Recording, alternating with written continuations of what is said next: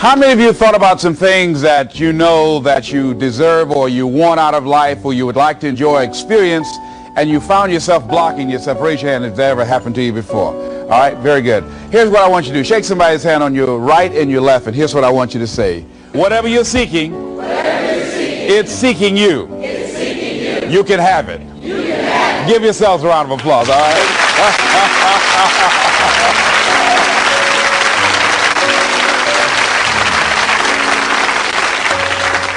Now, the reason I brought that up is I was riding with a friend the other day, and I know this friend of mine who has been working on a job where she's been miserable for a long time. She was telling me about how she was miserable on the job and how she was so unhappy. So I said, if it's that stressful and if it's causing you that much pain, I say, why don't you just quit and do something else? And she said something that really put her in the chorus line with a lot of other people. She said, I would, but. And then I started thinking about that. I said, let me take a poll. So I started talking to other people, and I would ask them what they were doing. And I said, but is that your passion? And they would say no. I said, then what's your real passion? And they would tell me what their real passion was. Then I said, well, then why aren't you doing what you really want to do? Oh, I can do it, but. And they would continue on. So this word, but just kept on coming up. And then it also has some friends like woulda and coulda and shoulda. And one day, I'm going to have my own business. Those people who talk about one day I'm gonna. Some of y'all know some of those one day I'm gonna people. Raise your hand. Some of you get up in the morning and look in the mirror at that person. I just tease it, all right? So how is it that many times we block ourselves and we use these words almost like we're in a trance, like we're sleepwalking through life, that we find ways to cancel out our dreams? And I think that but is a dream killer. That a lot of things that we want to do, a lot of places we would like to go, a lot of things we would like to experience, and we just stop at but, and we build a case. In fact, I was reading something the other day that talked about but. It says, but is an argument for our limitations. And when we argue for our limitations, we get to keep them. See, but will cause you to procrastinate. But will cause you to hide out behind fear. But will cause you to come up with all type of excuses that you can validate your inaction and not acting on your dream. And right now, more than ever, people need to look for ways to live their dream. People need to look for ways to make it on their own. There is no such thing as job security. There's no such thing as a storm-proof or tragic-proof life. There are no guarantees today, ladies and gentlemen. The illusion is gone. There was a time when we graduated from high school, you were told, go to college and get out, and you go and work for a corporation for 30 or 40 years. They'll give you a gold watch and you'll retire. Special announcement, that day is gone. That day is gone, never to return again. So instead of people living in fear, feeling stressed out, feeling powerless, feeling like victims, I think it should be a time that we need to begin to look at ways that we can become an active force in our own lives. Look at ways when we can decide to take charge of our own destiny. Look at ways when we can decide to design a life of substance and begin to truly live our dreams. And it's time for people to decide, I'm ready to get on with my life. Shake somebody's hand on your right and left. A guy named Bob May said, don't let nobody turn you around. Do that right quick.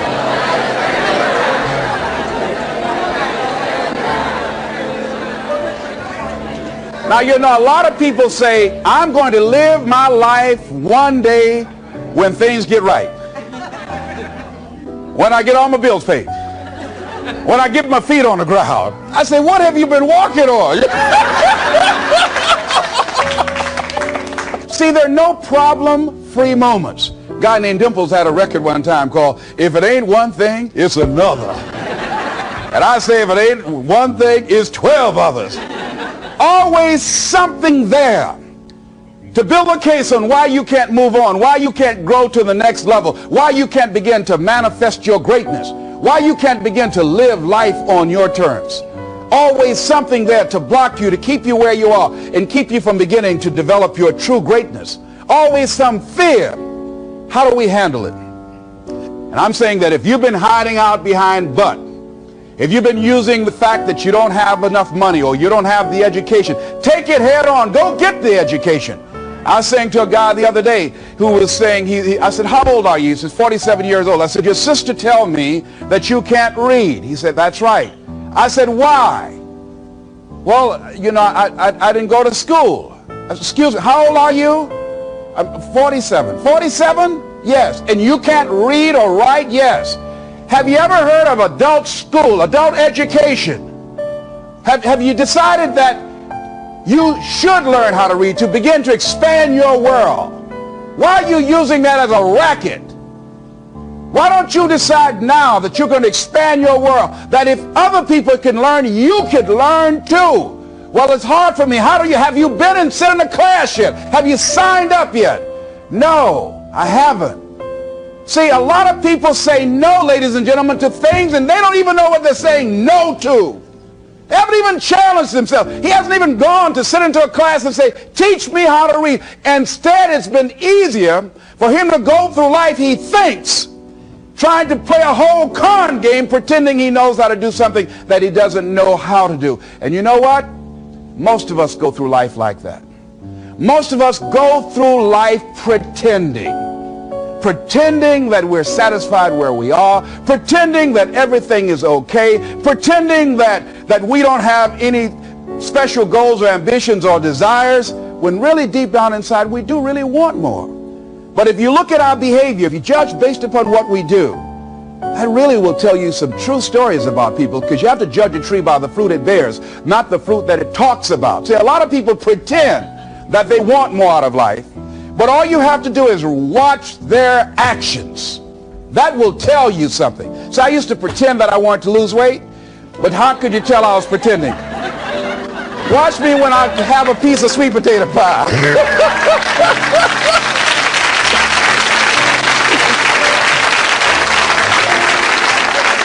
Let me get within walking distance of some peanuts, some potato chips. See, I was pretending that I really wanted to lose weight. No, you just watch what I eat. I'll tell you what I'm seriously committed to. People tell you, oh yeah, one day I want to have a restaurant. See, they're pretending they want to go into business for themselves. They're not serious. How can you tell, Les? Watch their actions. Watch what they're doing. The proof is in the pudding. So if you want to do something, if you thought about something you want to do, take it head on. Decide that you're going to start looking at it, start doing research on it, start tackling it, start becoming involved in whatever and wherever it might lead you, to begin to explore the possibilities in that particular thing that you're seeking, so that you can begin to learn all you can about it. Decide that you're going to face it, that whatever shortcomings you have, that you're going to strengthen yourself there. Whatever training that's required, that you're going to go get that training, that you're going to get started right now. The George Washington Carver would say, do what you can where you are with what you have, and never be satisfied. S.B. Fuller used to say, and you heard Joe Dudley talk about, always strive to be more than that which you are. Yeah, don't get satisfied with yourself. Always know that wherever you are, you can enjoy more, that you deserve more. But most people, you know what they do? Most people go through life quietly and safely, tiptoeing to an early grave. Find out what it is you want and go after it as if your life depends on it. Why? Because it does. People that have found their passion, people that found the things that they love, people that have found the things that they can pour their lives into, those people live longer. I was in New York and I had to do a seminar at a special church, and a guy by the name of Reverend Johnny Youngblood. And I said, how is it that you were able to build this big housing facility and got all of the various community and religious groups together to have this dwelling for 2,000 residents that were once homeless? How were you able to take on this responsibility? Wasn't it overwhelming? He said, the kind of work I do, he said, it's in me. I've got to live what's in me. And I think that's everybody's desire in life. You've got to live what's in you. Life is just too short and unpredictable. But what do we say? But there'll always be tomorrow. Oh no. There's no guarantees you're going to show up tomorrow. There are a lot of people who were here yesterday that they're not here today. There are a lot of opportunities that were around yesterday. They're not here today. Oh, you can wait, but you know what Abraham Lincoln said? Well, good things might come to those who wait, but only the things that have been left over by those who hustle.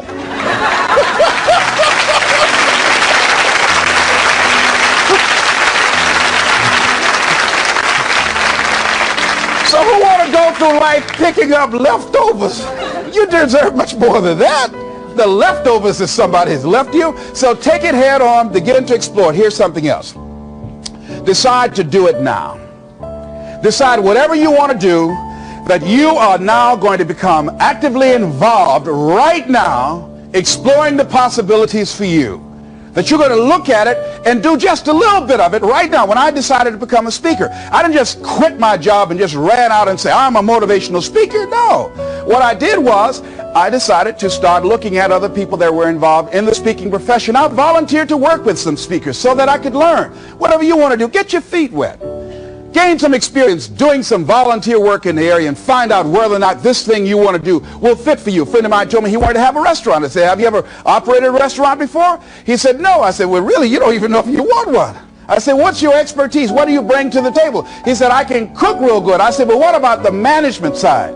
What about the business part of the restaurant? You're not going to be cooking all the time. Somebody's got to receive the money. Who's going to manage the personnel? He said, you got it right. You got a point there. So this guy got a job in a restaurant in the evening time on a part-time basis. After doing that for a while, he said, you know what? I think I just want to be a chef. He said, after working there, people didn't show up to work. He said, it's hard to find the help.